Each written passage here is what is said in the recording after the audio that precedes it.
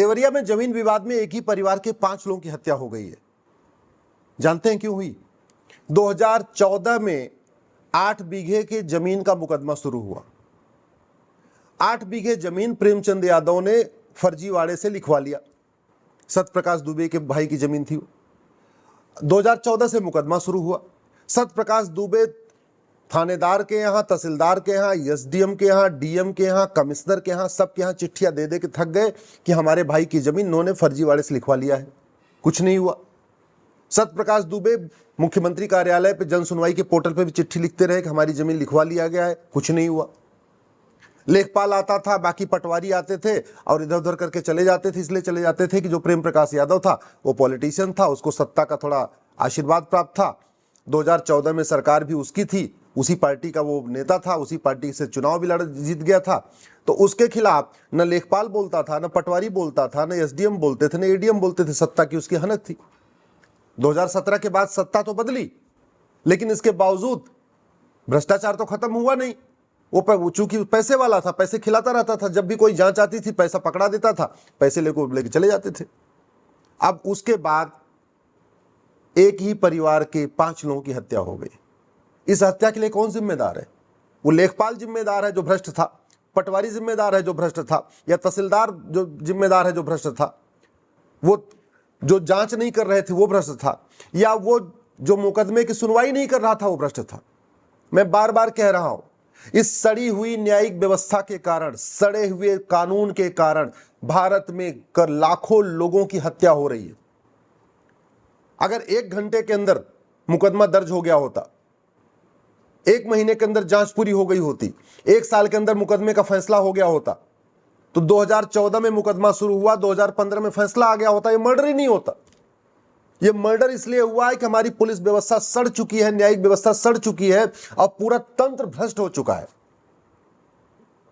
आप केवल पैसा खिलाइए, किसी के नाम पे आधार बनवा लीजिए, पैसा खिलाइए, किसी के नाम पे राशन कार्ड बनवा लीजिए, पैसा खिलाइए और किसी की जमीन किसी के नाम करा लीजिए।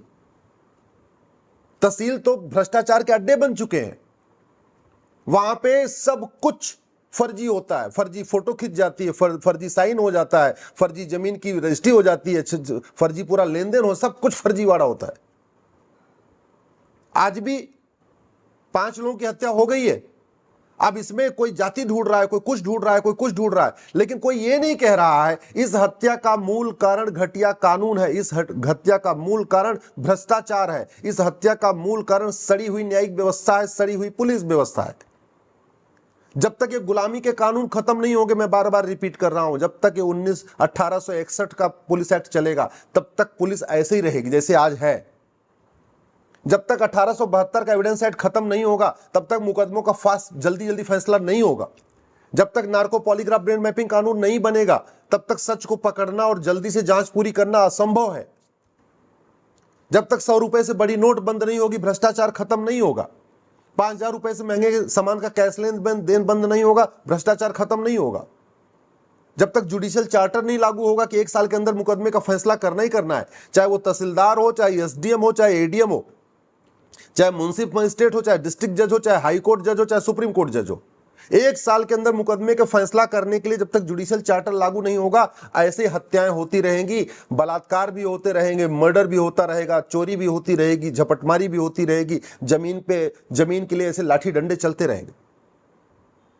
आज की डेट में जो सही व्यक्ति होता है वो थाने जाने से डरता है, मुकदमा लड़ने से डरता है, उसको लगता है मुकदमा हो जाएगा, सालों साल चलता रहेगा, इसलिए बिस्वा दो बिस्वा अपना नुकसान भी सह लेता है, लेकिन कोर्ट नहीं जाता। दबंग जमीनों पे कब्जा करते चले जा रहे हैं गरीबों की। सत्यप्रकाश दुबे गरीब थे ना, दबंग नहीं थे, तभी तो प्रेम प्रकाश ने उनके भाई की जमीन अपने नाम करवा लिया और 9 साल से वो लड़ रहे हैं मुकदमा, उनको न्याय नहीं मिला और न्याय नहीं मिला, उनके पूरे परिवार का सफाया हो गया। इसके लिए कौन जिम्मेदार है? वो जिम्मेदार हैं जिनकी ड्यूटी है कानून बनाना, वो जिम्मेदार हैं जिनकी ड्यूटी है पुलिस रिफॉर्म करना, जुडिशियल रिफॉर्म करना, लैंड रिफॉर्म करना। प्रॉपर्टी को अगर आधार से लिंक करने के लिए कानून बन गया होता, बहुत सारी समस्याओं का समाधान हो गया होता। 1861 का पुलिस एक्ट खत्म करके एक नया पुलिस एक्ट बन गया होता, पुलिस चार्टर लागू हो गया होता, बहुत सारी समस्याओं का समाधान हो जाता।